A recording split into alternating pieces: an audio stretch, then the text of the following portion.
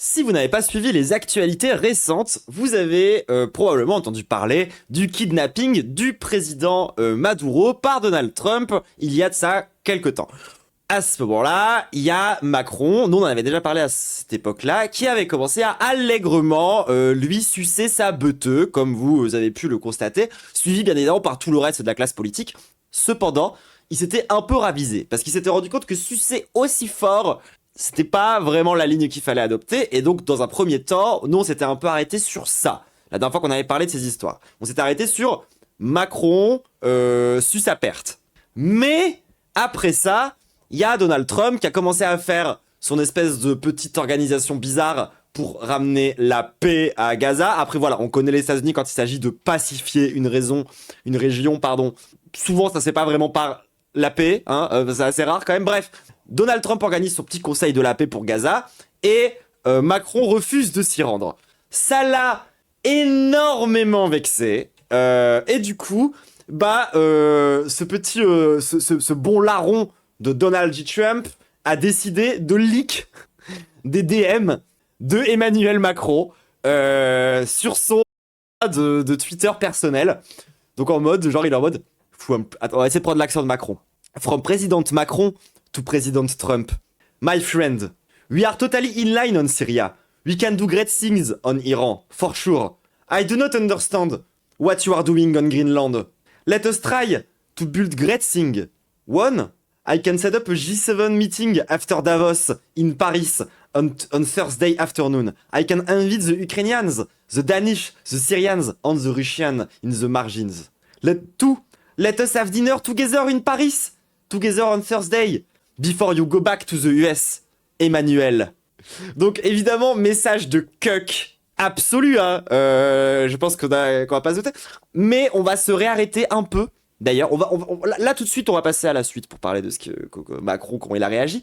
Mais vous allez voir qu'on va revenir un petit peu sur plusieurs éléments de ce message, parce qu'en fait, au-delà de l'humiliation publique pour notre président, il y a quand même 2-3 infos qui sont un peu importantes. Donc oui, bon là je l'ai lu en anglais, je vous ai pas fait la traduction, mais vous allez voir qu'on va revenir un petit peu point par point sur ces trucs-là, parce que en vrai, il y a quand même 2-3 trucs en termes de leak que je trouve un peu inquiétant. Bref. Bon. À ce moment-là, il a aussi fait une imitation de Macron. Je voulais pas retrouver parce que j'ai eu la flemme, mais en gros, il y a vraiment Donald Trump qui est en train de faire miou miou miou miou miou pour imiter Macron. Genre vraiment, c'est humiliant, d'accord, à ce niveau-là. Et même si j'aime pas Macron, personne n'aime Macron, personne. Bah, il n'empêche que, genre, c'est le président de notre pays. Et moi, j'avoue que c'est nous qui faisons des caricatures de Macron, d'accord? C'est pas Donald Nazi Trump qui se fait miou miou miou miou miou miou miou. Moi, j'ai pas l'impression qu'il se fout de la gueule que de Macron là. J'ai l'impression qu'il se fout de la gueule de tout notre pays. Qu'il est en train de dire que tout notre pays, on a élu un coq, ce qui est pas totalement faux. Mais c'est à nous de le dire. D'accord? Toujours est-il que Macron lui-même l'a pas très bien pris. Cet enchaînement d'événements.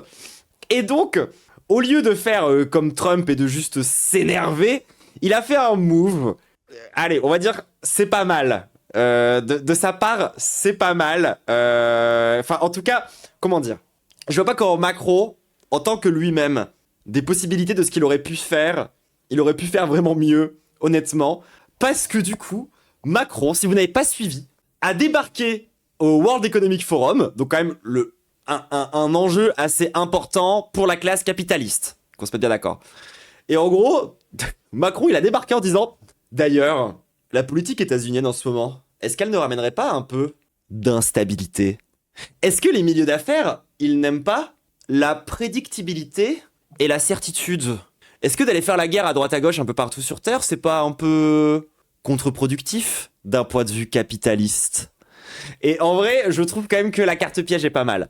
Il vient quand même de faire un petit miroir magique, tu vois, qui fonctionne bien. Donc voilà, on va regarder un petit extrait de ça aussi, parce que si vous avez pas vu le nouveau skin de Macron, faut vraiment le voir, quoi. Genre, moi je veux pouvoir acheter ça sur Fortnite. China is welcome, but what we need is more Chinese foreign direct investment in Europe. Un peu un big CSC quand même. Oui, mais de toute façon, genre, les deux, c'est des CSC qui se regardent bref. In some key sectors to contribute to our growth, to transfer some technologies, and not just to export towards Europe some devices or products which sometimes don't have the same standards or are much more subsidized For as the sure. one being produced in Europe. Bref, là, Macron, il vient de dire, dans le plus grand des calmes, au fait, Xi Jinping, là, mon grand ami Xi Jinping, est-ce que t'as pas envie de faire un peu de commerce avec nous? Par hasard.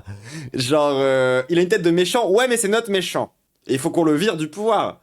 Mais en attendant, genre, il y a quand même un côté un peu satisfaisant, en fait. Après, je veux dire, la vraie take qu'il faut avoir là-dessus, c'est que, genre, en mode, ah, il se réveille enfin, quoi. Genre, désolé, mais, comment dire, les capitalistes, qui sont nos ennemis, aucun doute là-dessus, ils sont assez médiocres, y compris sur le strict plan de leur propre capitalisme prédateur, depuis quand même quelques années. Et du coup, ben, ça fait quand même un peu du bien de les voir se réveiller, d'être en mode, peut-être qu'on est en train de se faire ken là quand même, non? Bah oui, bande de connards! Effectivement, genre, ça fait quand même faire 20 ou 30 ans que les États-Unis sont en train de, comment dire, lentement nous parasiter la gueule. Je sais pas. Donc il y a quand même un côté un peu jouissif de enfin voir la classe politique qui semble se réveiller. Mais alors, moi je trouve ça un peu ouf, pardon. Je trouve ça un peu ouf que ça ait pris autant de temps et qu'on ait vécu autant d'humiliations à l'échelle internationale avant que le Russ se réveille enfin un peu maintenant et qu'il fasse le minimum de ce qu'on pourrait attendre de lui, à savoir être un capitaliste un peu conséquent. Parce que c'est quand même, désolé, mais genre à minima, d'avoir Macron président, tu pourrais au moins t'attendre à avoir un mec qui prenne des décisions économiques un minimum cohérentes par rapport à sa propre vision libérale des choses. Et c'est enfin un peu ce qu'il a travaillé. Il a juste sorti le vent tourner. Bah ouais, mais attends, le vent il a pas tourné hier. Hein. Genre, le vent ça va quand même commencer à faire un moment qui tourne là, tu vois. Il fait enfin un peu la girouette. Et en vrai de vrai, nous à l'international, bah on peut, comment dire, ne pas se laisser assujettir aux États-Unis et aller voir l'autre grande puissance mondiale pour dire ok, en fait on peut jouer sur les deux plateaux. Non seulement c'est un peu malin, mais en plus, oui, moi je défends que même sur un strict plan capitaliste, on aurait dû faire ça depuis genre au moins 10-15 ans. Très honnêtement. Parce que bah là, les États-Unis, ça red flag depuis un moment quand même. Aussi au bout d'un moment. Enfin bref, ça pour dire. J'ai quand même le sentiment que, avec cette séquence, s'engage quand même un bras de fer entre les États-Unis et l'Europe. Et il est temps que l'Europe regarde ça en face. Parce que j'ai l'impression que la posture jusque-là, c'était quand même de dire plein de gens qui étaient en mode oula, là il va falloir commencer à faire un bras de fer avec les États-Unis. Et t'as plein de gens qui étaient en mode non. Et ils commencent enfin un peu à se réveiller. Parce que les États-Unis, ça fait un moment qu'ils sont en mode l'Europe, on va les ken. Ça fait genre au moins depuis le premier mandat de Trump. Donc, contente de voir la classe politique enfin un peu se réveiller. Même si, bon, évidemment, ça reste dans la limite du capitalisme, du libéralisme et de ce que ça propose. Donc ça n'ira jamais très loin. C'est-à-dire que là, bon, Macron propose juste de faire du commerce un peu différemment. Hein. C'est-à-dire que c'est pas comme ça qu'on va vraiment réussir à aller de l'avant. Bref. Vous vous rappelez le début du message que Trump il a fait leak? Parce que du coup, ouais, là j'explique que oui, donc Macron s'oppose à Donald Trump sur le plan, machin, etc. Au sein de l'impérialisme. Parce que là on parlait de concurrence entre pays impérialistes. Par contre, quand il s'agit d'aller faire de l'impérialisme ailleurs, là, étonnamment, on peut s'entendre. Et moi, ça m'énerve parce que, genre, y compris, tu vois, dans les différentes personnes qui ont évoqué ce message, moi, la partie la plus objectivement badante du message, c'est pas my friend, c'est pas on pourrait aller dîner tous les deux. C'est le truc que j'ai l'impression que personne n'a relevé alors que c'est terrifiant. We are totally in line on Syria. We can do great things on Iran. Nous sommes parfaitement alignés au sujet de la Syrie. Nous pouvons faire de choses incroyables en Iran. Ça, les gens, c'est le vrai problème hein, de ce leak, je trouve. Surtout qu'au même moment, il y a les gardiens de la révolution iranienne qui ont été classifiés comme organisation terroriste.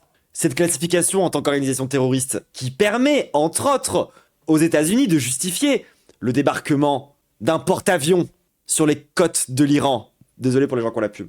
Et ça, là, Macron, il est totalement aligné. Genre, lorsque Macron, il vous dit « On peut faire de belles choses en Iran », les belles choses, c'est envoyer un porte-avions, l'armée, des militaires, des avions, dépêcher tout un bordel pour aller faire la guerre. Genre, les gens, on n'envoie pas ce genre d'engin pour faire la paix, hein. D'accord? Donc, voilà, c'est-à-dire qu'en fait, je dirais que l'opposition... En fait, voilà, si vous voulez, le Macron skin lunettes de soleil marque, on va dire, des évolutions d'un point de vue de la politique strictement économique en termes de pur échange, import-export avec les États-Unis et le fait que du coup maintenant on va aussi un petit peu taper du côté de la Chine. Ça c'est vrai. Par contre, sur le plan strictement international, le camp Occident reste totalement uni et on va continuer à le plus bas possible tous les pays non occidentaux et on va continuer à toujours faire de l'ingérence entre la métropole impérialiste, composée donc des pays occidentaux, et la périphérie, donc les pays du Sud, comme l'Iran par exemple. Ça reste totalement notre alignement. C'est-à-dire que même si on est dans une guerre économique ouverte avec les États-Unis, on va rester aligné à l'international sur la question de l'Iran, la question de la Syrie, la question des anciennes colonies en fait. Donc bon, cette opposition entre Macron et Trump, faut jamais oublier que c'est quand même un truc de façade. Au final, les deux sont des agents de l'Empire et les deux veulent toujours quand même maintenir cette domination raciste, hein. Ça reste réel, je veux dire, au bout d'un moment, les gens. Et donc, autre passage du message que sur lequel j'aimerais revenir, qui me fait vraiment rire, c'est qu'il y a un moment donné, il est en mode « Je ne comprends pas ce que tu veux faire par rapport au Groenland ». En anglais, le Groenland, c'est Greenland. Du coup, il est en mode « I do not understand what you are doing on Greenland ». Et ben, en fait, je pense que si Trump n'a pas relevé, c'est parce qu'en fait, il confond l'Islande et le Groenland. Nobody talks about the fact that $19 billion at a minimum is missing in Minnesota, given to a large degree by Somalians. They've taken Ah non, pardon, ça c'est le truc sur les Somaliens. C'est encore autre chose. Pardon. human being. Europe, I'm helping NATO, and I've until the last few days, when I told them about Iceland, they loved me. Iceland. Il a confondu l'Islande et le Groenland. Peut-être que c'est pour ça en fait que Macron il n'arrive pas à communiquer avec lui. Genre, tu sais, il lui dit gros, je comprends pas ce que tu veux faire au Groenland. Donald Trump, il est en mode oui, l'Islande. Oui, je vais envers la Suède, bien sûr. Tu sais, genre vraiment, le mec, il confond tous les pays. Tu sais, genre, il est en mode ouais, c'est l'Europe, quoi. Il caille. Il fait froid, non? Bah, c'est pareil. Bon. Tu sais, le truc où il fait froid, là, il y a des glaciers. C'est par là. En tout cas, c'est américain, ça. America. C'est un américain de base. Oui, mais bon, c'est quand même un territoire qu'il essaye d'annexer. Genre, c'est comme si, genre, je sais pas moi, je cherche des exemples historiques, genre la France qui aurait annexé le Maroc au lieu de l'Algérie, mais en fait, c'est un peu plus ou moins quand même vraiment arrivé. Bref, il est aussi super raciste. Voilà, genre, je sais pas comment faire ma transition par rapport à ça, mais ça, c'est Donald Trump qui parle des Somaliens. Parce que oui, du coup, voilà, en même temps qu'il envoie des porte-avions sur les côtes de l'Iran, on peut en avoir un peu plus d'informations sur c'est quoi la vision de ce mec de l'Afrique. Mec avec lequel, encore une fois, Macron est parfaitement aligné sur la vision à l'international en Afrique de ce mec, qui explique que la Somalie n'est pas un pays, parce qu'ils n'ont rien qui ressemble à un pays, que ce sont des gens avec un faible QI. Ça, c'est les sujets sur lesquels Macron, il est d'accord. Lui, il est pas d'accord sur l'augmentation des frais de douane sur le vin et le champagne. Les trucs sur l'Iran, la Syrie, la Somalie, tout ça, c'est... Par contre, ça, on est aligné, genre. C'est quand même dire le niveau de racisme du mec, quoi. Il en est quand même à ressortir les vieilles théories racialistes en expliquant que, en fait, les Somaliens, biologiquement, ils ont un QI faible. Voilà. Tout simplement. Genre... Voilà, donc maintenant, bon, on peut le dire à les États nazis d'Amérique, désolé, c'est pas juste une blague. C'est vraiment... C'est des nazis. C'est des nazis. Genre... et vous savez ce qui caractérise pas mal les nazis? La Gestapo. Hein. Alors, aux États-Unis, elle s'appelle la ICE, I-C-E.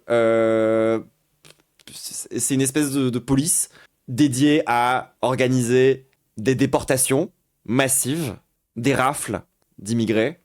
C'est une police nazie. Genre, il va vraiment falloir qu'on se mette d'accord avec ça. D'autant plus que, si on regarde même comment s'organise le pouvoir américain aujourd'hui aux États-Unis depuis Donald Trump, il y a beaucoup de similitudes avec aussi le gouvernement d'Adolf Hitler.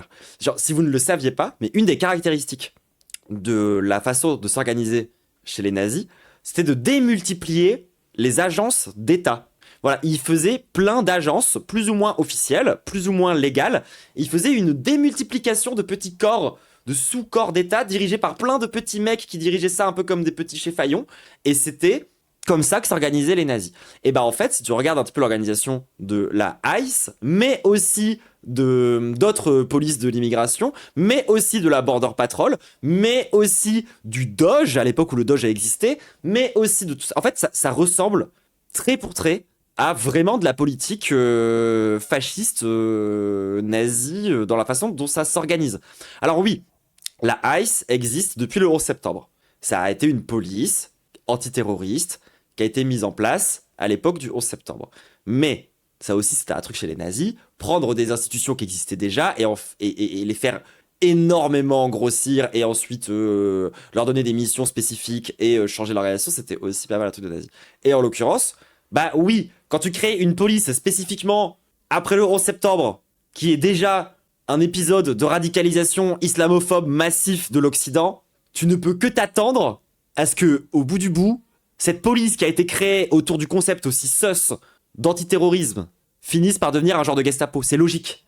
Je veux dire, si vous regardez les travaux qui ont été faits autour de la question du terrorisme et du fait de nommer certaines personnes comme étant terroristes, et surtout de la guerre au terrorisme, vous comprenez largement pourquoi ça a toujours été, en vérité, de la répression raciale. Ça a toujours été de la répression raciste. La guerre au terrorisme, comme la guerre à la drogue d'ailleurs, la guerre à la drogue, c'est vraiment genre l'enfant direct de la guerre au terrorisme, qui lui-même est l'enfant direct des politiques coloniales.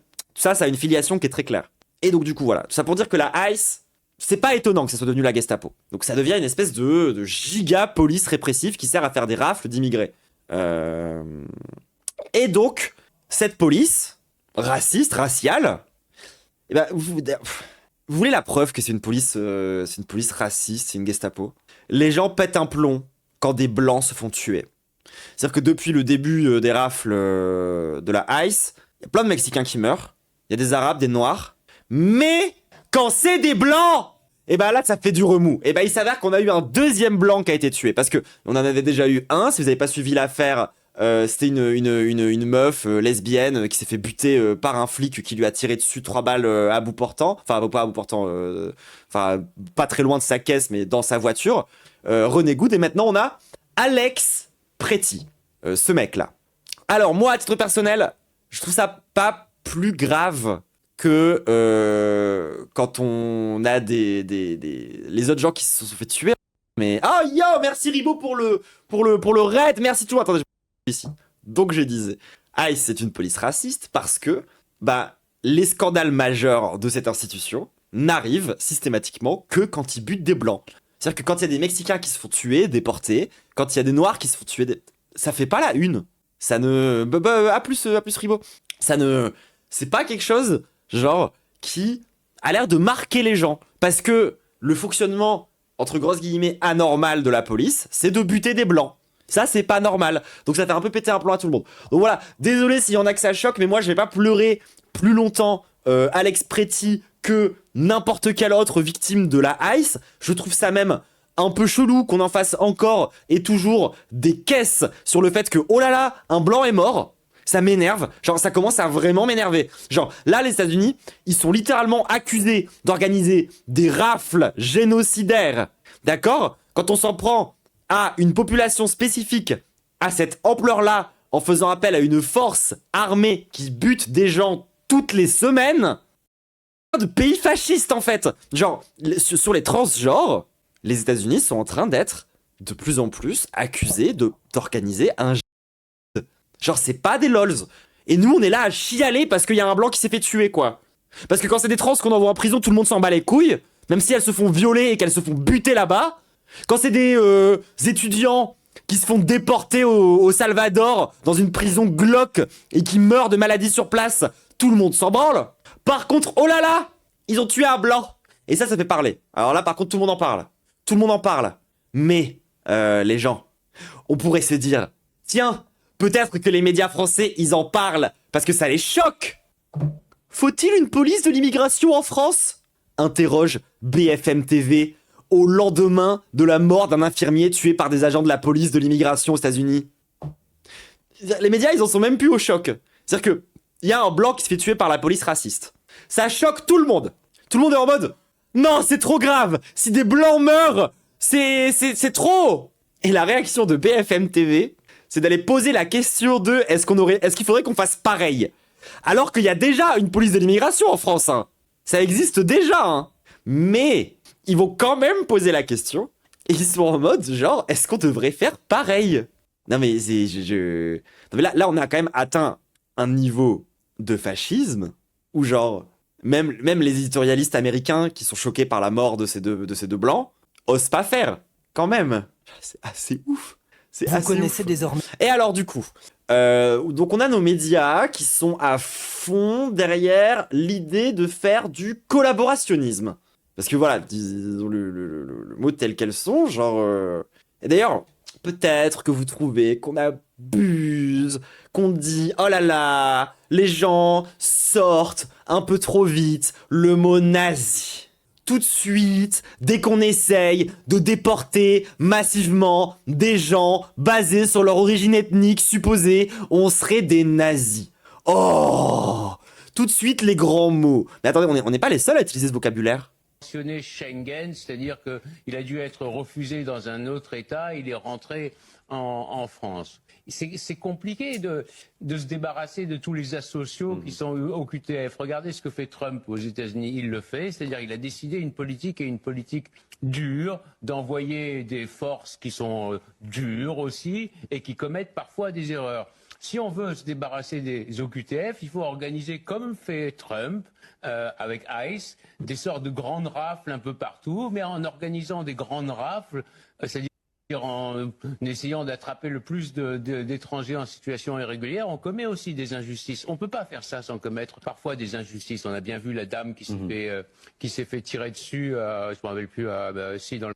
Les asociaux, oui, les asociaux, c'est connoté nazi aussi, hein. Si vous le saviez pas, lorsque les nazis ils se sont mis à tuer les handicapés, les homosexuels et les criminels, certains criminels aussi ont été tués par les nazis. Ils étaient dans la catégorie asociaux. On en a déjà parlé à l'époque où on a parlé des différents triangles qui existaient chez les nazis. Minnesota. Donc c'est compliqué. Donc ça nécessite une stratégie politique avec l'intention même... Attends, c'est vrai, Maître Gims n'a pas réussi à obtenir la nationalité française? De commettre parfois des injustices. Donc c'est mentionné...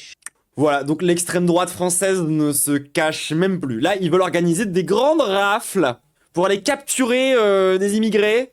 Et ils sont en mode, si on fait ça, il y aura forcément de la violence et des injustices. Et donc, il faut l'accepter. Voilà. Le ref est en mode, il faut organiser des rafles. C'est vrai qu'en France, on a vraiment de bons souvenirs quand on évoque le mot rafle. Non mais sérieusement. Genre, moi, je le dis tel quel. Genre, si sur les plateaux de télé, ils se permettent comme ça de dire de dingueries pareilles, moi aussi, je vais commencer à dire des dingueries. Hein, d'accord? Je préviens le pouvoir français. Si jamais vous organisez des rafles d'immigrés, ne vous étonnez pas si, de la même façon qu'à une certaine époque de notre histoire, il y a une résistance armée qui s'organise pour essayer de vous en empêcher. Parce qu'on en est là, quand même, dans les éléments historiques. C'est-à-dire que j'ai l'impression quand même que pour tout le monde, le fait qu'il y ait eu des résistants pendant la Seconde Guerre mondiale pour lutter contre les rafles antisémites, genre la Shoah, aujourd'hui on perçoit ça comme étant parfaitement légitime, aujourd'hui on est en mode c'était les héros de la France. Moi j'ai bien appris mon roman national, d'accord?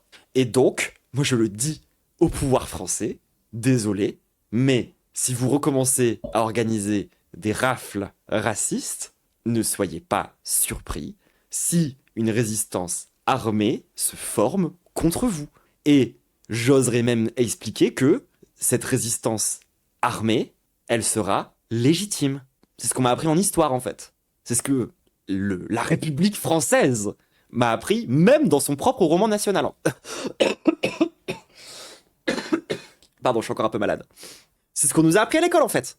Donc eux, ils sont là sur les plateaux de télé en train de dire ça comme si c'était que dalle. Eux, ils sont sur les plateaux de télé en mode, dans le plus grand des calmes, à recommencer à parler de faire des rafles. Bah désolé, mais en fait, nous aussi, on peut peut-être commencer à reparler dans le grand des calmes d'organiser la de résistance en fait. Parce que je vous jure, quand je vois ce genre d'extrait télé, je ne peux plus me contenter de faire comme Guillaume Meurice et d'être en train de ricaner. C'est très grave.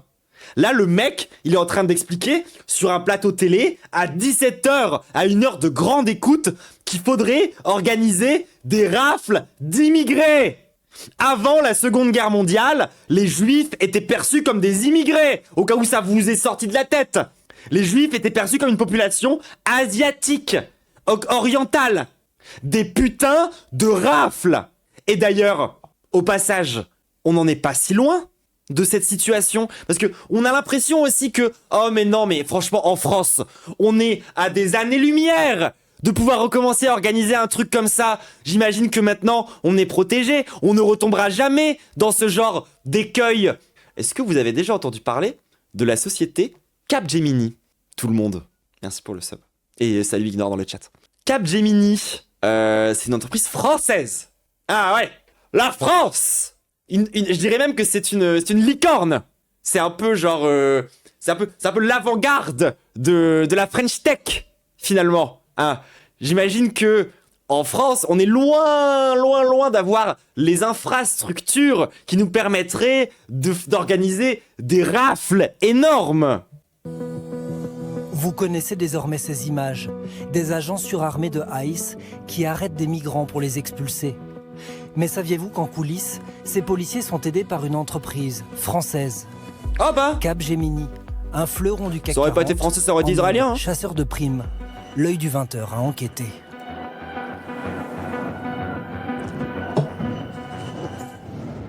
Dans ces vidéos, Capgemini, champion français des services informatiques, fondé il y a près de 60 ans, revendique sa raison d'être. Ah oui non, rien à voir avec l'IA rien à voir avec l'IA de Google, hein, Gemini. Par la technologie pour un avenir inclusif et durable. 350 000 collaborateurs. Ah oui putain c'est vrai. J'avais oublié de préciser que le mec qui parlait juste avant d'organiser des rafles, c'est un petit-fils de déporté où sa famille a vécu la rafle du Veldiv. Dans le monde. Comme quoi, d'une génération à l'autre, hein, parfois le nazisme ça saute. Hein. Et une filiale américaine installée près de Washington. Elle travaille avec plusieurs agences gouvernementales, ministère de la Santé, des anciens combattants, et depuis plus de 15 ans... Ah, c'est une boîte grenobloise. La Silicon Valley française, décidément. Ah, qu'est-ce que... Ah, putain, entre ça et ST Microelectronics, on kiffe. Hein. Le département de la sécurité intérieure. Des contrats que nous avons consultés sur les bases de données publiques. Pour ICE, Capgemini gère par exemple un standard téléphonique réservé aux victimes de crimes commis par des étrangers, une création de Donald Trump. Et en novembre, le groupe français répond à un nouvel appel d'offres, cette fois pour identifier et localiser des étrangers. Ça s'appelle du skip tracing, une urgence pour ICE. ICE a un besoin immédiat pour du skip tracing. C'est de la délation. Hein. Capgemini rafle la plus grosse part du marché, jusqu'à 365 millions de dollars à la clé. Et plus la société française localisera de migrants, plus elle pourra empocher d'argent. On leur a fait quoi déjà au collabo à la fin de la Seconde Guerre mondiale? Je me souviens plus. C'est écrit noir sur blanc, des bonus financiers basés sur le taux de réussite dans la vérification des adresses des étrangers. La semaine dernière encore, Capgemini assumait ce type de partenariat sur son site internet. Capgemini travaille étroitement pour aider à réduire les délais et les coûts dans l'expulsion de tous les étrangers illégaux des États-Unis. Depuis, comme l'a repéré l'Observatoire des multinationales, l'article a disparu. Capgemini n'assume-t-il plus de travailler pour ICE? Bah alors? On aurait bien voulu interroger le PDG, mais l'entreprise nous renvoie vers son communiqué. Voilà, donc en ce qui concerne la télécommunication, les technologies de surveillance et de répression, en France, on a déjà tout ce qu'il faut technologiquement pour organiser des rafles. Trop bien! Et alors, vous savez ce qu'on a aussi d'autre? Parce que, évidemment, avoir juste une immense... Ah oui, d'ailleurs, j'ai oublié de préciser que Capgemini ne se limite pas à localiser les migrants. Il faut aussi, du coup, de la supervision, de transport et de détention. C'est-à-dire que c'est vraiment un partenaire important. C'est même plus qu'un partenaire important. Si vous lisez l'article des jours sur le sujet, en fait, Capgemini et ICE se sont quasiment co-construits. Non, encore une fois, rien à voir avec Google, rien à voir avec Samsung, c'est une entreprise française de big data concrètement. Et en fait, c'est même pas genre, on a créé un service de surveillance, de répression, type Big Brother, nazi, tout ce que vous voulez. C'est genre, on l'a construit en parallèle des Américains qui organisent des rafles pour que tout ça se construise spécifiquement pour cette question-là. Genre, on est vraiment sur une entreprise qui s'est co-construite avec une Gestapo, hein. Genre, c'est vraiment très très vénère. C'est vraiment très vénère. Mais alors, ok d'accord. Des technologies de surveillance, c'est important pour organiser des rafles. Et vous savez ce qu'il nous faut d'autre pour organiser des rafles aussi? Une police complètement déchaînée et complètement nazifiée. Allez!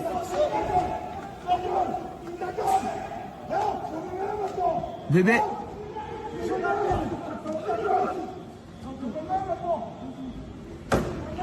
Bébé, viens. Rien à voir avec les États-Unis, bien sûr.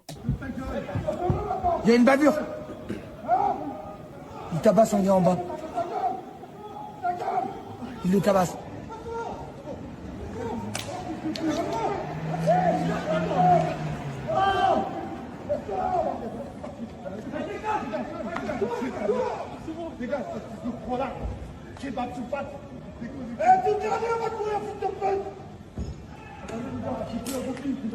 Donc là, si vous n'avez pas entendu, ils l'ont traité de kebab sur pattes. Je crois que c'est à Paris. 10e arrondissement, c'est ça.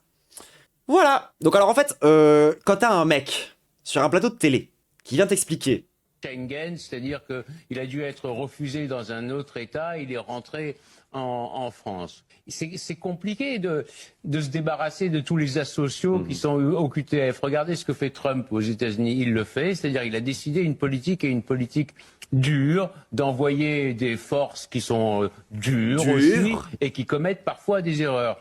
Si on veut se débarrasser des OQTF, il faut organiser, comme fait Trump avec ICE, des sortes de grandes rafles un peu partout, mais en organisant des grandes rafles, c'est-à-dire en essayant... Bah on peut le faire. C'est-à-dire que là, si c'est une game de Yu-Gi-Oh, tu vois, on aurait toutes les cartes dans notre main, en mode, tiens, on peut faire cette game. C'est possible. On a les technologies, on a les infrastructures, on a les policiers. Genre, on a toutes les parties d'Exodia dans la main. On n'est pas si différent que ça des États-Unis, en fait. Ça va vraiment falloir se le mettre en tête. Genre, vraiment pas si différent que ça des États-Unis. Et tout est prêt. Tout est prêt pour que la France... c'est ce que j'expliquais tout à l'heure. Tout est déjà là. On n'est pas tant que ça le choix de s'organiser en résistance, en fait. Petite info en plus, le monsieur est au Conseil d'État. Quel enfer. Quel enfer. Bref, voilà, donc ça c'était sur la partie police et la partie répression et la partie Gestapo. Si vous voulez approfondir, je dis ça surtout pour YouTube, pour les gens de Twitch, vous allez pouvoir juste continuer de regarder mon stream, mais pour les gens de YouTube, si vous voulez approfondir un petit peu la question, sachez qu'on va faire une autre capsule plus tard qui va parler de cet article de Disclose qui parle des révélations sur le détournement d'Interpol par les pays les plus répressifs au monde, et j'ai plein de trucs à dire parce que l'article, autant j'adore Disclose, mais il y a plein de trucs à dire sur des problèmes dans la vision des choses, autant de la part de Disclose que de la part du journalisme en règle générale, notamment ce graphe qui rend un peu ma boule, où ils se sont permis de classer les pays démocratiques des pays pas démocratiques, et les gens c'est un peu une dinguerie. Mais bref, on va lire ça juste après si vous voulez qu'on digue un peu plus la question des polices, de la répression et du fascisme, toujours avec mon angle qui, je qualifierais, est un angle rigoustique, rigoustien, rigoustal, enfin, Mathieu Rigouste, voilà, moi c'est vraiment lui qui m'a formé à travers ses bouquins et ses interviews et ses films sur la question de l'antirépression et de la police. Donc je vais essayer de puiser dans ce que je sais, ce que j'ai appris de cet auteur, de ce sociologue, pour pouvoir parler de ça. Mais les actualités ne sont évidemment pas terminées, tout le monde. On va faire un petit point condamnation judiciaire. Ça vous va, tout le monde? Allez! Nouvelle condamnation pour Jean-Marc Morandini, sale pédophile de multi-condamné pour détournement et corruption de mineurs à 60 ans. Il a aussi été condamné, évidemment, pour harcèlement sexuel. Cette espèce de sale fils de avec sa gueule de pédophile de... Voilà, maintenant on peut le dire, on pouvait déjà le dire parce qu'il a été condamné, mais on peut le redire et le remarteler. Bien sûr, Morandini, petit espèce de sale prédateur de merde qui se bave dessus pour tenter de mettre la main sur des vidéos d'enfants dénudés, espèce de gros dégueulasse qui me fait littéralement vomir. Et donc, Jean-Marc Morandini, il tient une émission où ça parle un peu de politique. De tous les partis politiques en France, à votre avis, s'il s'agit de défendre des pédophiles, quel a été le seul parti à avoir des ambiguïtés sur la question de condamner les pédos? Bien, Poumix, tu emportes ton point. Il s'agit évidemment du Rassemblement National qui parle encore de peine de mort pour les pédophiles, mais qui pourtant, dès qu'ils en ont un sous les yeux, ne peuvent pas s'empêcher de lui sucer la bite alors que c'est des adultes. Est-ce que vous vous engagez à ne plus aller sur le plateau de Jean-Marc Morandini? Ah, c'est quoi cette histoire là? Sébastien Chenu, député du Rassemblement National. Il a été condamné pour corruption de mineurs. Ah bon, mais j'y vais jamais, moi je suis jamais invité. Réglez vos problèmes entre journalistes. Philippe Tanguy, député RN. Mais pourtant, le groupe RN est celui qui est le plus représenté. Monsieur Jacobelli, est-ce que vous vous engagez Jacobelli, député RN. à de ne plus aller sur le plateau de Morandini? Je suis un tout petit peu occupé sur des textes qui Pierre Meurin, député RN. intéressent les Français, madame. Ah, parce que la corruption de mineurs, ça intéresse pas les Français? Normalement, le votre quotidien parti... des Français intéresse un petit peu plus. Ils sont un peu plus intéressés que par les lubies des journalistes d'extrême gauche. Est-ce que ça... Ah d'accord, donc les prédateurs pédophiles, c'est des lubies de prédateurs d'extrême gauche. C'est un peu comme quand on parle par exemple des milliardaires qui kidnappent des enfants et qui font du trafic sur une île bizarre où littéralement le président des États-Unis a participé. J'imagine. Ça doit être ça les lubies d'extrême gauche, tout comme j'imagine que les scandales pédophiles au sein de l'église catholique, c'est aussi des lubies d'extrême gauche. J'imagine. Avec les valeurs que vous preniez sur le fait de lutter contre les violences qui sont faites aux enfants. Si, mais là, vous voulez régler des comptes, madame. Non, je vous demande, vous êtes représenté sur son plateau, je vous demande si vous allez Vous êtes les plus représentés sur son plateau. continuer à y aller ou si une directive va être prise au sein du parti pour boycotter ce plateau, c'est tout. Déjà, c'est pas moi qui prends les directives, mais là, vous réglez des comptes. Vous esquivez la question. J'esquisse pas la question, je vous connais. Je retente encore une fois, mais est-ce que votre parti devrait boycotter ce plateau avec les positions que vous prenez par rapport aux violences faites aux enfants? Écoutez, c'est d'abord une affaire entre la direction de CNews et Monsieur Morandini. Donc... Ah non, c'est devant la justice française. Après, bon, c'est vrai que le RN, ils sont un peu... Ils sont un peu en bif avec la justice française en ce moment. Parce que je sais pas si vous saviez, mais il y a un monde quand même où Marine Le Pen, elle est un petit peu en train de... Elle va peut-être être condamnée quand même, hein, la meuf. Donc c'est sûr qu'il y a... Et bon, pour eux, c'est une affaire entre journalistes, alors que, tu sais, genre, il y a quand même des enfants aussi. Ils étaient pas journalistes, les enfants. Ils étaient pas non plus d'extrême gauche, hein. C'était des enfants. Des enfants. Et Jean-Marc Morandini, ce qu'il a fait à ces enfants, c'est qu'il les a regardés droit dans les yeux. Et il leur a dit, hé, t'aurais une vidéo de toi qui suce ton petit frère? T'as 14 ans. Vous avez sûrement dû faire ça. Et quand le petit, il lui a dit, bah non, bah Morandini, il a tout fait pour que ça arrive. Il a tout fait pour que le gamin, il se filme. Il a tout fait pour qu'il envoie la vidéo. Un enfant de 14 ans. Mais j'imagine que c'est des lubies d'extrême gauche. un côté assez choquant, mais on n'a pas à s'immiscer dans la politique d'une chaîne. Alors que Jean-Marc Morandini a été condamné définitivement pour corruption de mineurs, le RN est le parti qui envoie le plus d'élus dans cette émission. Bonjour Jean-Marc Morandini. Merci d'être avec nous. Et ça me fait trop rire parce que j'ai vu une publication sur Twitter où il y a du coup Bardella qui, hier je crois, ou avant-hier, a enfin déclaré que les députés RN n'iront pas là-bas. Après la méga shitstorm qui se sont pris. Et du coup, t'as des gens dans les commentaires qui étaient en mode « Ah ah, et bah c'est pas la France Insoumise qui ferait ça !» Mais en fait, la France Insoumise, ils avaient déjà boycotté après la première condamnation. Et en fait, genre, le RN, ils sont en retard. Tu sais, tu peux pas commencer à prendre un mec qui a été le tout dernier à boycotter et le féliciter en mode « Ah, merci, c'est pas les autres qui auraient fait ça, c'est littéralement le dernier à l'avoir fait. » À l'aide. Bon bref, toujours est-il. Les droitards se bavent dessus, épisode 145 000. C'est pas nouveau, quoi. On rappelle que dans la tête des personnes d'extrême droite, les enfants voilés, c'est très grave. Mais les enfants violés, ça leur pose pas tant de problèmes. Hein, surtout quand ils sont dans un institut catholique, quand c'est des gens puissants ou des présidents qui les ont attaqués. Là, ça les intéresse vraiment. Mais alors vraiment plus du tout. Par contre, si un jour, il y a un mec avec une OQTF qui s'en est pris à une gamine, tu en entendras parler pendant quasiment 15 ans. Tout simple. Condamnation toujours, l'ancien sénateur de Loire-Atlantique, Joël Guerriot, comparé ce lundi et ce mardi au tribunal correctionnel de Paris. Il est accusé d'avoir drogué à l'ecstasy la députée Sandrine Josso lors d'un dîner privé pour commettre un vol. On a retrouvé 680 balles de MDMA chez ce mec. Après une prise de sang de la part de la meuf, on a découvert qu'elle avait pris une dose 2 fois supérieure à la moyenne dite récréative quand on prend de la MDMA. Il a donc été condamné à 18 mois ferme. Un des rares cas où la justice a à peu près fait son travail. Voilà, genre bon, il a fallu que la meuf soit une députée, qu'elle soit blanche et que le lendemain elle soit allée directement faire des analyses sanguines pour pouvoir démontrer ça. Et il a fallu aussi que la police fasse immédiatement une saisie chez le sénateur. Mais du coup, c'est arrivé. Et puis encore, oui, 18 mois pour avoir tenté de violer une meuf, ça reste pas... Enfin, bon, bref. Il y a des dealers de shit qui prennent plus cher que ça, quoi. Il a pas fait appel? Non, il a pas fait appel. Il a directement dit, je suis coupable, je crois. Le tribunal a prononcé un mandat de dépôt différé, toute exécution provisoire, nanani.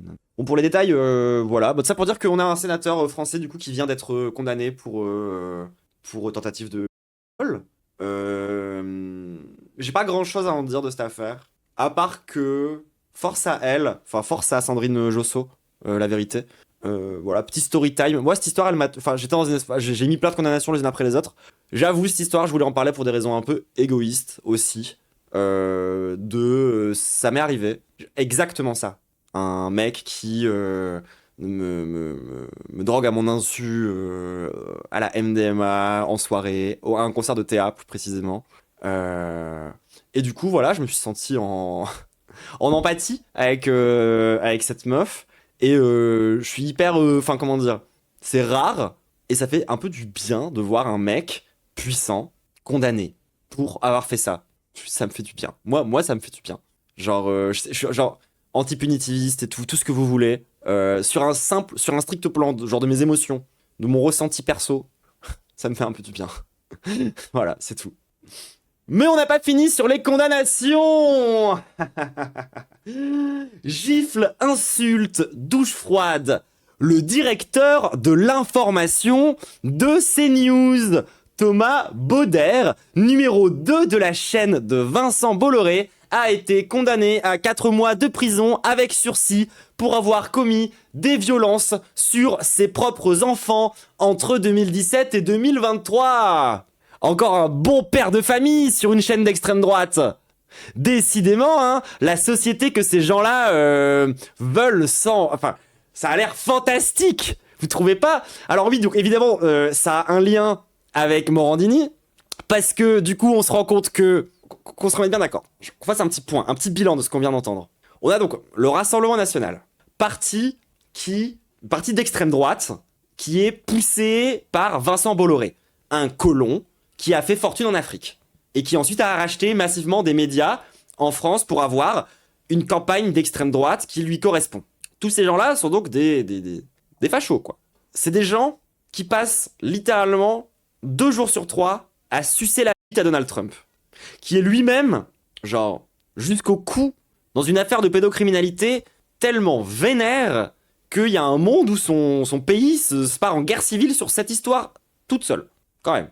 Donc, déjà, et sachant que c'est aussi des gens qui défendent l'idée d'un retour d'une éducation catholique pour nos enfants en France, alors qu'on sait qu'il y a tous les ans un scandale majeur de pédocriminalité au sein des institutions religieuses. Ce même camp qui, du coup, va sur la chaîne de télévision que leur a acheté le colon, qui a fait fortune en Afrique, est dirigé par un mec qui bat ses enfants et dont une des émissions principales est animée par un pédophile notoire, condamné, multi-condamné, pour corruption, détournement et harcèlement sexuel. Corruption, détournement de mineurs, je précise. Et c'est ces gens-là qui sont les gens les plus représentés sur ce plateau, qui viennent nous faire la leçon, qui viennent nous faire la morale, parce que soi-disant, nous, les LGBT, les trans, les woke, on mettrait en danger les enfants. c'est les mêmes gens qui défendent Donald Trump, Jean-Marc Morandini, l'église catholique, qui viennent me faire des leçons parce qu'on veut faire de l'éducation sexuelle. C'est sérieux? Donc alors attendez, là si je résume un petit peu, c'est quoi les grosses prises de position de l'extrême droite depuis le début de ces actualités? C'est quand même organiser des rafles massives sur tout le territoire, quitte à ce que ça fasse des bavures, et défendre des pédophiles. La droite. Je sais même pas quoi dire. Je sais même plus comment commenter ça, quoi.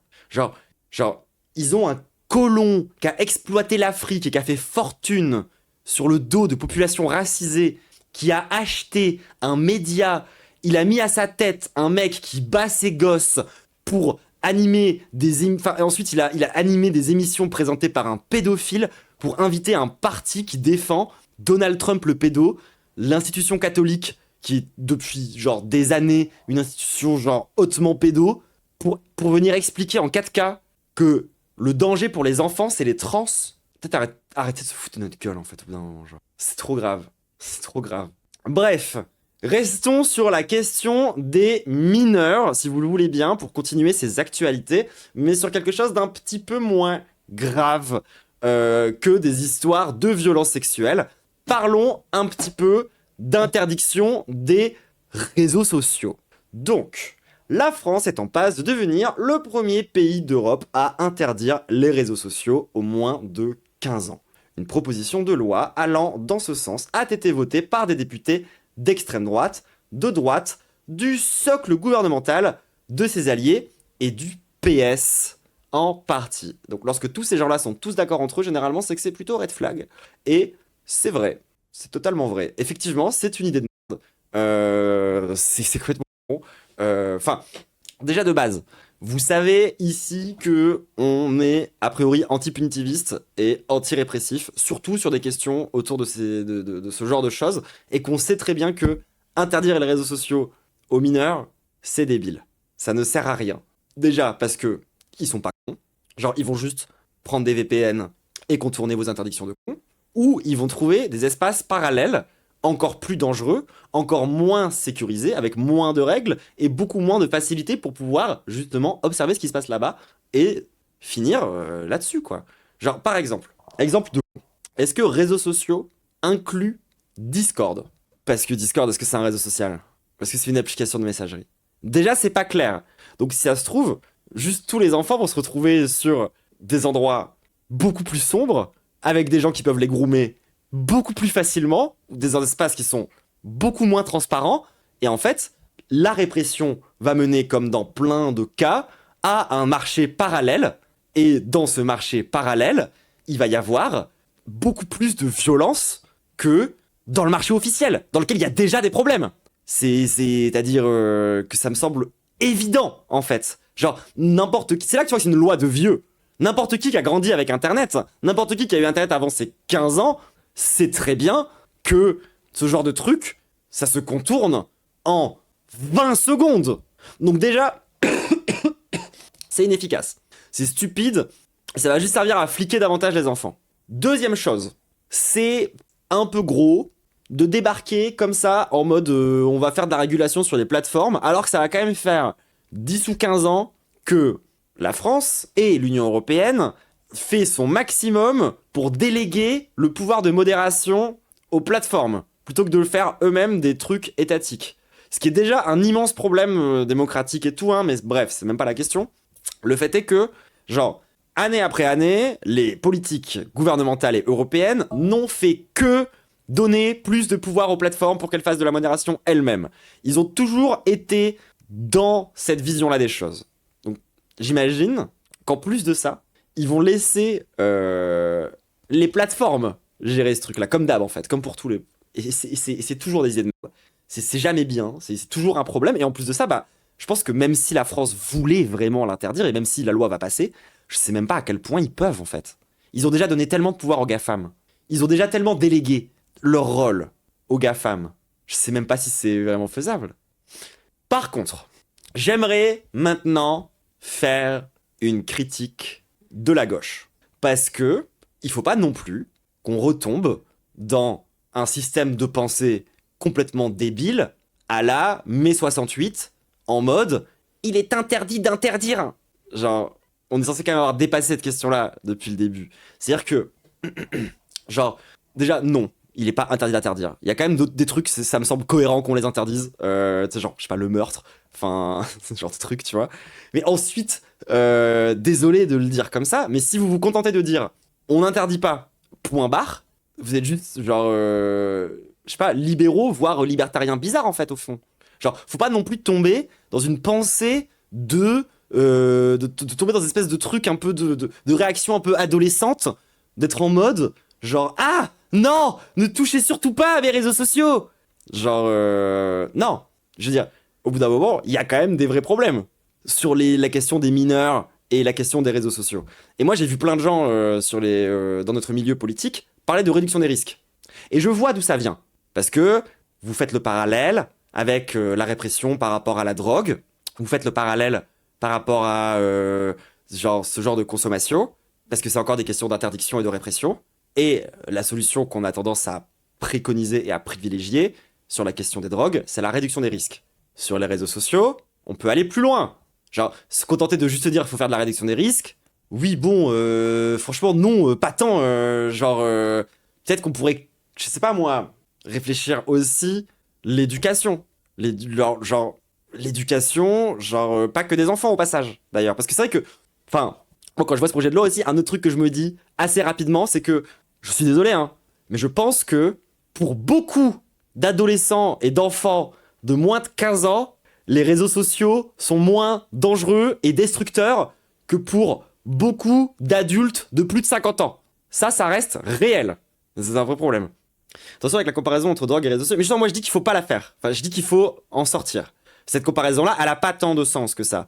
La comparaison drogue, réseaux sociaux, moi, elle ne me convient pas. C'est-à-dire, si vous voulez chercher, par rapport à ces problématiques-là, des parallèles qui pourraient fonctionner, il y en a plein qui existent déjà, les gens. Si vous cherchez des trucs que vous avez déjà vus, genre les questions autour de la pornographie, par exemple, c'est beaucoup plus cohérent. C'est beaucoup plus proche, en fait. Genre, quand vous réfléchissez à toutes les problématiques autour des questions de la pornographie, bah, en fait, on est sur à peu près les mêmes problématiques en termes d'accès. Et là, pour le coup, bah, normalement, si vous connaissez un petit peu les milieux de gauche et d'extrême gauche, où on parle beaucoup de la question de la prostitution, vous devez avoir un minimum de formation politique pour justement dépasser la simple question de interdire ou pas interdire. Parce que nous, quand on est à gauche et qu'on parle de la question de la prostitution, on n'est pas juste en train de dire « Pompez l'op, il n'y a aucun problème, passez votre chemin, il n'y a rien à voir, contentez-vous de tout légaliser ». Vous voyez ce que je veux dire? Genre, évidemment que on est parfaitement conscient des dynamiques de violence profondes qu'il y a à l'intérieur du système prostitutionnel. On n'est pas mademoiselle. Voilà. Et bah, sur la question des réseaux sociaux, c'est pareil. C'est-à-dire que on peut pas juste dire voilà, fuck l'interdiction, soyons libres. Wouh! Genre, il y a quand même des problèmes sur les réseaux sociaux. Et justement, le fait qu'on ait délégué aux GAFAM toute la puissance politique qu'on avait sur ces espaces-là fait qu'aujourd'hui, on en est réduit à des mesures de con comme celle-ci aussi. Parce qu'on a la main sur rien, basiquement. On n'a aucun genre service public des réseaux sociaux, tu vois, ça n'existe pas. Et je pense que même l'idée même peut sembler absurde pour plein de gens, alors que pas du tout.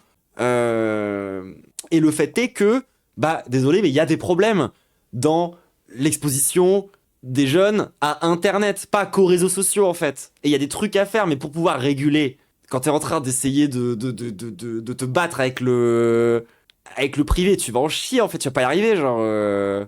Donc non, en fait, il faut proposer des vraies solutions de gauche. Genre nationaliser les GAFAM, par exemple. Ça pourrait être un début.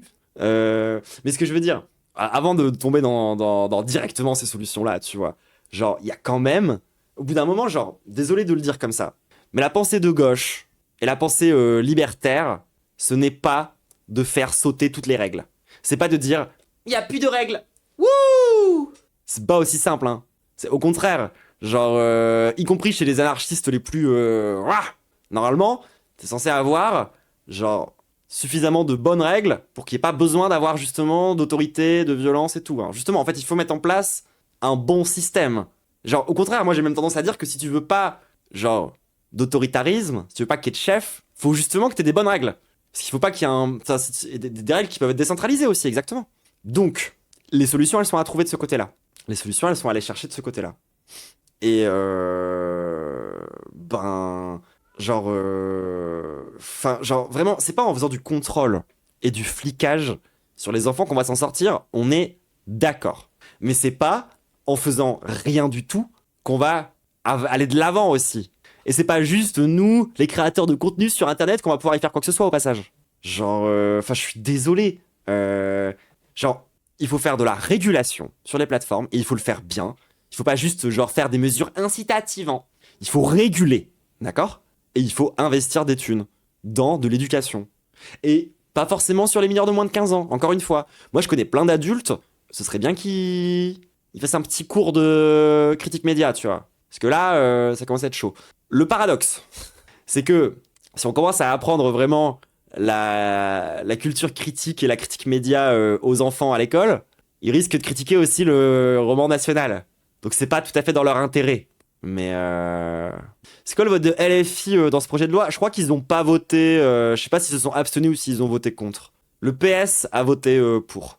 Après ça, c'est typiquement le genre de loi où la France Insoumise, il pourrait être complètement con et voter pour. Hein. Genre, c'est comme pour la loi fin de vie, hein. C'est typiquement le genre de piège dans lesquels il serait capable de tomber. Bah voilà, là, LFI a voté contre. Mais moi, ça m'aurait pas tant étonné qu'ils votent pour ce genre de truc, tu vois. Peut-être t'as fait sur pourquoi il y a des adultes qui font des dingues aux gosses aussi. Bah ouais, par exemple. Ça peut être aussi une bonne idée. Je sais pas. Louis Boyard a une bonne texte là-dessus. Ok, d'accord. Bah écoutez, heureusement qu'ils ont plus de jeunes que dans d'autres partis. Hein. Bref, bah ça c'était sur le point interdiction.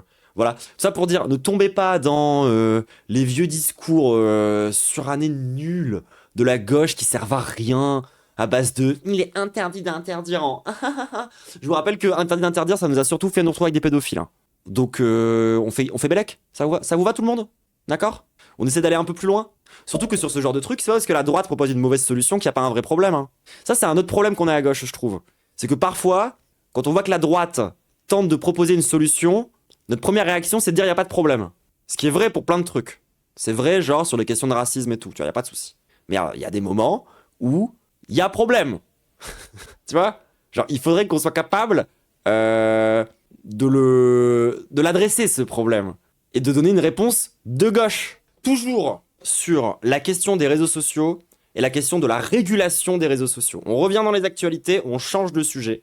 On va reparler d'une affaire qui, vous le savez, me tient particulièrement à cœur, l'affaire Jean Portmanov. Alors, il y a eu une vidéo de Naruto V sortie récemment pour reparler de ça. Elle est intankable. Elle est vraiment, vraiment, vraiment intankable.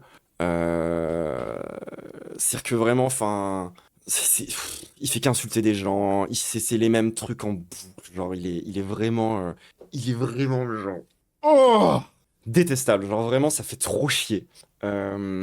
Et donc, oui bon c'est Naruto V quoi, et donc à peu près dans le même timing, un peu plus tard, on a appris que du coup le parquet de Paris ouvre une information judiciaire contre la plateforme Kik et requiert un mandat d'arrêt contre les gérants après la mort de Jean Portmanov. Ce qui, je pense, est une plutôt bonne chose. Parce que si vous ne vous rappelez pas ma vidéo sur Jean Portmanov, un des trucs qu'on apprenait là-bas, et qui était hyper important, c'était notamment la question des dirigeants de Kik, des gens qui possèdent la plateforme.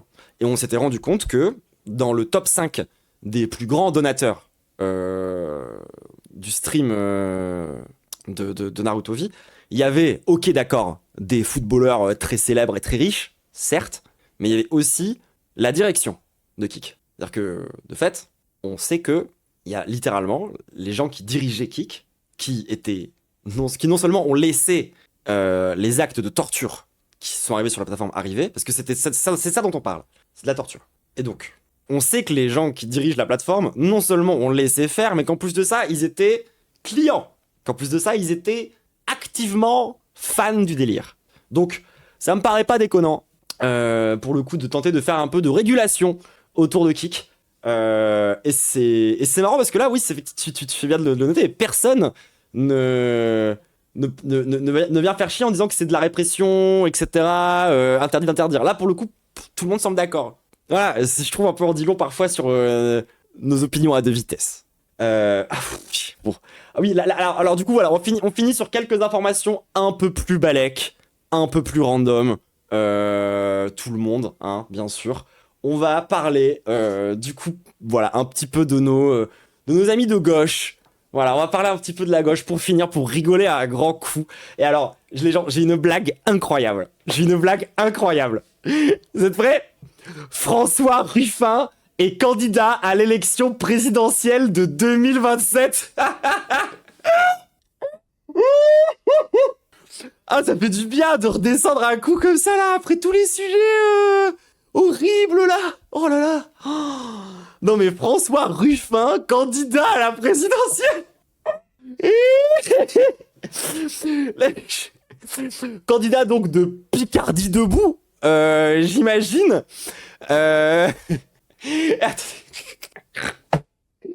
Attendez. Vous imaginez, genre, François Ruffin face à Donald Trump. Je pète mon crâne. Attendez, est-ce que vous imaginez ce mec-là, lui là, avec sa tête de cuck là, avoir les codes nucléaires? Genre, ce mec pense que des Français... Et attendez, c'est pas tout. Vous savez c'est quoi sa grande proposition? Vous savez c'est quoi qui le distingue des autres candidats? C'est fantastique. Président de la République, je serai payé au SMIC, déclare-t-il. Genre même d'un strict point de vue. Genre, j'ai envie de dire oui, c'est vraiment genre le populisme. Genre y a rien de plus que le populisme. Genre c'est vraiment, genre y a même pas genre ça impactera qui, Ruffin? Tu sais, le président, il est pas censé juste faire le prouveur. Non mais... Gros, tu peux te payer au SMIC si tu veux, t'habiteras dans l'Elysée, hein. Genre c'est un château. Non mais sérieux, genre vraiment Ruffin, arrête-toi là. Genre, c'est plus toi qui fais des blagues et des jeux de mots, genre tu es devenu la blague. Genre vraiment, enfin, encore une fois, j'ai rien à rajouter à François Ruffin est candidat à l'élection présidentielle de 2027 pour que ça soit drôle. Pose-toi des questions. Genre, redeviens journaliste. Genre, mais genre, candidat. Genre, mon ref. Voilà, Ruffin, quoi. Hein, vraiment Ruffin. Bon. En plus, candidat de gauche, faut voir avec qui ce qu'il est. Parce que tout ça, évidemment, ça s'inscrit à l'intérieur de cette espèce d'énorme blague qu'est la primaire populaire, de toute évidence. Qui déjà, c'est de la grosse... Je sais pas si vous avez vu, mais la primaire populaire, donc qui est censée être le mécanisme qui devrait nous permettre de présenter un candidat unique à gauche, a été décalé en octobre. Ça veut dire que dans leur tête, il faudra commencer à faire campagne, genre 5 mois avant les élections. Très bonne insert de Bad Mulch. Et non, vous connaissez mon candidat de cœur, hein, bien sûr, à cette primaire. Bien sûr, Bad Mulch devant l'éternel. Mais ça pour dire que ça s'inscrit dans cette espèce d'énorme blague qu'est la primaire populaire, et qu'en plus Ruffin ne peut même pas gagner. Primaire populaire dans laquelle on a des gens de gauche donc qui ont laissé passer ça, qui ont laissé passer la motion de censure. Voilà. Merci la gauche molle. Merci d'avoir encore été de droite. Pourquoi on les appelle encore la gauche molle? C'est juste la droite molle. Second tour, je vois Ruffin Bad Mulch. Non, il y a un monde où je pense que la primaire populaire, une qui pourrait vraiment bien se placer, ça reste Tondelier en vrai. Sauf que bon, il va réussir à faire voter quoi? 30 000 personnes max? Je veux dire, gagner à ça, t'as gagné à quoi? Sérieusement, qu'est-ce que t'as gagné? Une fois que t'as gagné la primaire populaire, t'as gagné à quoi? Pas grand-chose. Hein. C'est-à-dire que bon... Genre ouais, félicitations, t'as gagné. Christiane Taubira, elle avait gagné la primaire populaire de la dernière élection aussi, je me souviens. Ouais. Elle est devenue présidente hein, d'ailleurs, grâce à ça. Tout le monde s'en rappelle. Hein. Ah ouais, la candidature de Taubira, elle avait été si solide. Ça s'était fini comment déjà? Elle avait appelé à voter Mélenchon, c'est ça? Il me semble, hein. Et elle voulait ne pas remettre en question l'héritage aussi. Ça c'était un point important de son programme. Vous vous rappelez pas de ça? Il y a eu une primaire de gauche aux dernières élections, remportée majoritairement par Christiane Taubira. Ça a été de la merde. Elle a commencé directement par être de droite. Genre, elle a tout de suite dit, il faut surtout pas remettre en question l'héritage. Elle s'est fait chier dessus. Elle a fait 3 meetings dans des salles des fêtes et elle a appelé à voter Mélenchon. C'est comme ça que ça s'est fini. Oui, elle voulait remonter le plafond de taxation sur l'héritage, ouais. Elle était littéralement de droite. Elle était en mode, est-ce que vous trouvez pas qu'on n'a pas assez d'héritiers en France? Vous trouvez pas qu'on mette plus d'héritiers? Et que ces héritiers touchent plus d'argent? C'était le résultat littéral de la dernière primaire. Donc bon, à quoi est-ce qu'on s'attend Bref, on va finir les actualités là-dessus. Sur cette très bonne blague, encore une fois. Ruffin est candidat à l'élection présidentielle. Genre, il n'est pas candidat au poste de député, hein. Non mais franchement, sérieusement, genre... Vous vous rappelez que ce mec a failli perdre sa circonscription aussi? Aux dernières législatives? Parce que, si vous vous en rappelez pas, mais Ruffin, il est passé à ça de se faire virer. Ça. Il a été obligé de faire des tracts où il y avait sa tête à côté de la tête de François Bayrou. Est-ce qu'on peut le retrouver? Ah, il est là. Genre, pour se faire élire, il a été obligé de faire... François Ruffin n'a rien à voir avec Jean-Luc Mélenchon, Lionel Jospin, Raphaël Glucksmann, François Bayrou. Puis les autres, on les connaît pas. Sauf Laurent Berger. Parce que je crois que c'est un musicien, non? Je rappelle que dans cette même campagne, pour se faire élire député, Ruffin avait... Et ça, je sais pas comment ça fait qu'on lui recrache pas plus souvent que ça à la gueule. Il a admis, il a accepté et il s'est servi de ça sur des plateaux télé pour faire de la com anti-LFI. Il a expliqué qu'il a fait du tractage au faciès. C'est-à-dire que il avait 2 tracts, un avec Mélenchon, un sans Mélenchon. Dès qu'il voyait un noir ou un arabe, Mélenchon. Dès qu'il voyait une blanche de 50 ans, Bayrou. Au faciès. Et ce mec voudrait qu'on lui fasse confiance pour une campagne politique, pour le faire élire président. Alors que sa dernière campagne, ça a été ça. Oh là là, Ruffin, mais qu'est-ce qu'il est finito. J'ai jamais vu un mec aussi finito que Ruffin, quoi. C'est ouf. Genre vraiment, il reste plus rien de ce gars, quoi. Pourquoi il tractait Bayrou, je capte pas? Bah parce qu'il voulait se positionner entre la gauche et le centre, et que Bayrou, il est perçu comme étant un mec du centre à la base. Bref, voilà, Ruffinito. Je pense qu'on va couper la capsule d'actualité sur ça, tout le monde. Voilà, merci YouTube d'avoir regardé jusqu'au bout. N'hésite pas à lâcher ton meilleur pouce bleu, ton meilleur commentaire, ton meilleur boost sur ces vidéos d'actualité. Et si ça t'a plu, parle de moi à tes proches, tout ça. Viens nous voir en stream aussi, l'ambiance est meilleure. On échange des trucs ensemble, même si parfois je m'énerve sur des gens. Encore désolé pour ça. Kiss YouTube, gros bisous. Viens nous voir.